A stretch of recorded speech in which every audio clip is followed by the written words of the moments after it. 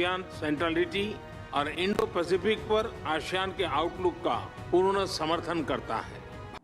ASEAN summit हो रही है एक बेसिकली, और ये जो समिट है बेसिकली आप इसको हैरान होंगे कि इतना बड़ा इंडिया कंट्री है इन टर्म्स ऑफ इकोनॉमी और in terms of for financial and economic partnership कि पूरे के पूरे आसियान जिसके 10 मुल्क हैं उनको इंडिया के साथ एक आसियान इंडिया समिट रखनी पड़ी है। तो क्या होने जा रहे हैं स्पेसिफिक भारत को, क्योंकि होस्ट भी भारत ही कर रहा है इस समिट को और तमाम लीडर्स भारत की सरजमीन पे आएंगे तो ऑब्वियसली ट्रेड एग्रीमेंट्स वगैरह तो हर एक के साथ होंगे। आपको पता है पाकिस्तान जो है वो तो ऑब्जर्वर भी नहीं है इस ग्रुप का, और मैंने तो अक्सर एक चीज़ देखता हूँ, पाकिस्तानी लीडरशिप को तो कोई भी नहीं बुलाता यार। ये एक बड़ी लीडर्स डिक्लेरेशन होगा एट द कंक्लूजन जो उसमें कि ये सब बातें की जाएंगी कि कैसे हम इंक्लूसिव अपने पैसे का, शक्ति का, ज्ञान का इस्तेमाल करके बायोडाइवर्सिटी हो, मरीन लाइफ हो। अब ये जो इंडिया आसियान समिट हो रही है, ठीक है, इसमें जारी बात है हमें तो इसमें मैं जैसे कह रहा था हमारे लिए तो इसमें कुछ भी नहीं है, हम तो किसी के पार्टनर भी नहीं बन सकते। हमें तो इंडिया जो है उसने ब्रिक्स में नहीं आने दिया, उसका मेंबर भी नहीं बनने दिया। नमस्कार दोस्तों, प्रधानमंत्री नरेंद्र मोदी आसियान समिट में इंडोनेशिया गए थे। जो मीटिंग है वो हो चुकी है। वहां पर जो ये समिट है स्पेशली भारत के लिए रखा गया था, क्योंकि आपको पता है भारत में G20 की मीटिंग होने वाली है जो 9 से 11 सितंबर के बीच होने वाली है भारत में ही। और जो ये आसियाना समिट है ये इंडोनेशिया में हुआ है। इसमें अमेरिका की उपराष्ट्रपति भी आई हुई थी, पर पाकिस्तान को इसमें इन्वाइट भी नहीं किया गया है, जिससे पाकिस्तान के लोग हैं उनकी जल गई है। वो कह रही है कि हमारी पाकिस्तान की ये औकात है कि हमें कोई अपने वहां पर बुलाता भी नहीं है। आप देखे पाकिस्तानी क्या कह रहे हैं इस वीडियो में। आसियान समिट हो रही है एक बेसिकली, और ये जो समिट है बेसिकली आप इसको हैरान होंगे कि इतना बड़ा इंडिया कंट्री है इन टर्म्स ऑफ इकोनॉमी और in terms of for financial and economic partnership कि पूरे के पूरे आसियान जिसके 10 मुल्क हैं उनको इंडिया के साथ एक आसियान इंडिया समिट रखनी पड़ी है।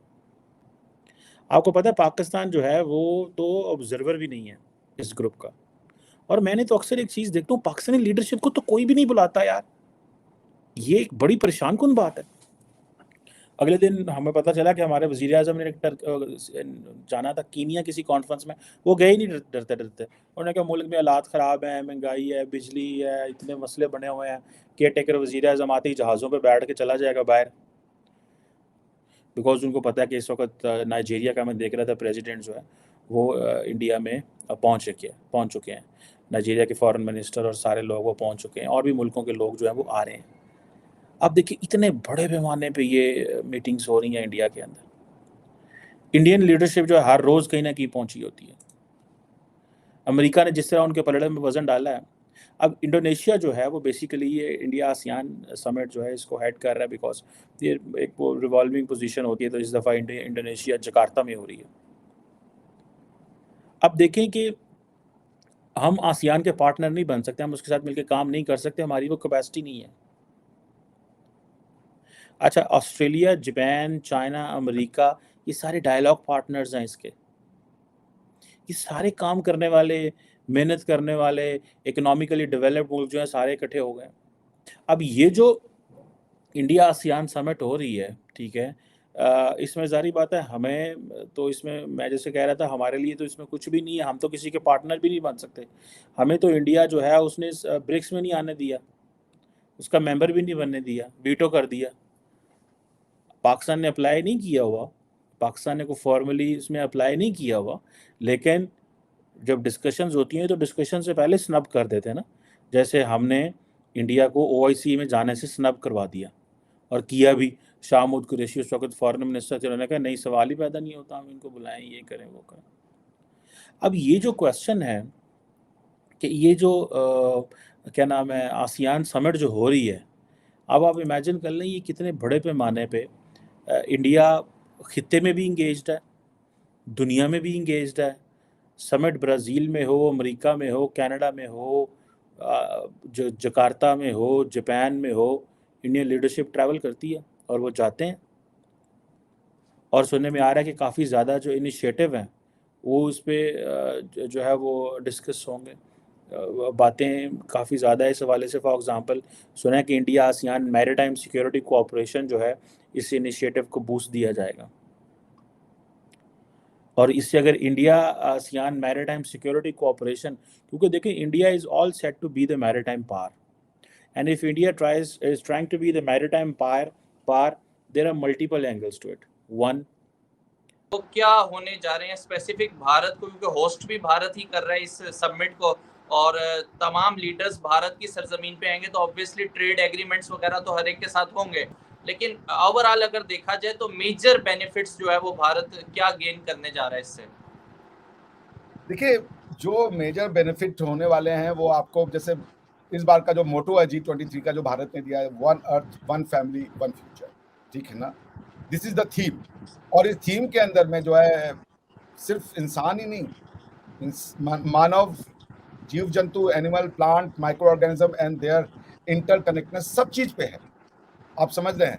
सो लीडर्स डिक्लेरेशन होगा एट द कंक्लूजन, जो उसमें कि ये सब बातें की जाएंगी कि कैसे हम इंक्लूसिव अपने पैसे का, शक्ति का, ज्ञान का इस्तेमाल करके बायोडाइवर्सिटी हो, मरीन लाइफ हो, ह्यूमन लाइफ हो, सबको कैसे बेहतर बना सके। यही फायदा होने वाला है ना। आप क्यों मिल रहे हो, क्यों बात करने जा रहे हो, वहां पे चुगलियां नहीं होंगी, अरे वो ऐसा कर रहा है, अरे वो वैसा कर रहा है। वहां पे ये है कि भाई आने वाले 10 साल में इस पृथ्वी को हम कैसा बनाएंगे। सिर्फ मानव की बात नहीं हो रही।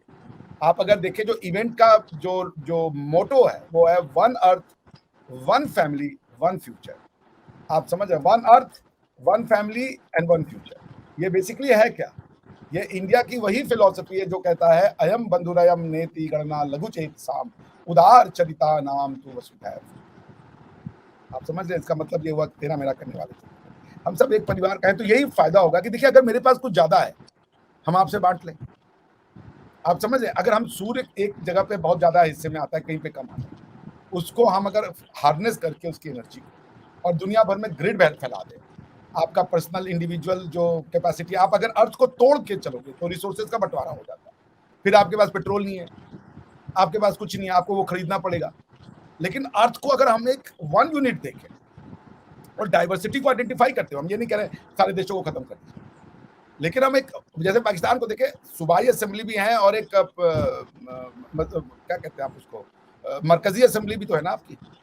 तो मरकजी और सूबाई में ये कि दोनों एग्जिस्ट कर सकते हैं ना, वो साथ साथ पाकिस्तान का सीनेट और सिंध का सीनेट भी तो साथ साथ एग्जिस्ट कर सकता है।